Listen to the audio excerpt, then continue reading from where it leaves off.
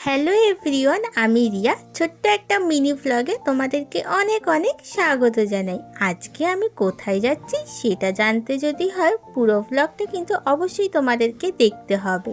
কালী পুজোর দুদিন পরে আমাদের একটা ইনভিটেশন বাড়ি পড়েছিল, তো আমি আর মা দুজনে মিলে দুপুরবেলায় রেডি হয়ে বেরিয়ে পড়লাম আমার মায়ের বান্ধবীর বাড়িতে যাওয়ার জন্য।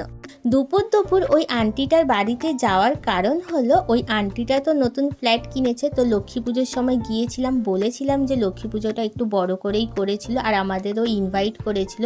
তো গৃহপ্রবেশের সময় যে রিচুয়ালটা ছিল, তো সেই সময় তো আমাদের সবাইকে ইনভাইট করতে পারিনি।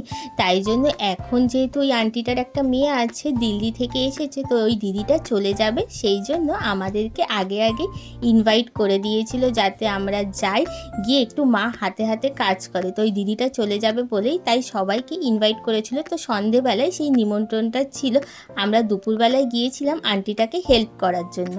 আমরা যখন আন্টিটার বাড়িতে গিয়েছি তখন প্রায় 2টো মতন বাজে। তখন গিয়ে তাড়াতাড়ি মা সবজিগুলো কাটছিল, তার সঙ্গে আর একটা আন্টিও এসেছিলো, তিনি ওই সবজিগুলো কেটেছে। তারপরে মা ওই চাটনিটা তাড়াতাড়ি করে নেওয়ার পরে ফ্রাইড রাইসের সবজিগুলোকে ভাজছিল, আর ওই আন্টিটা ওই চিকেন কষা, আলুর দম, তার সাথে ফ্রাইড রাইস এইগুলো রান্না করছিল। আর আন্টিটা খুব সুন্দর রান্নাগুলো করেছিল।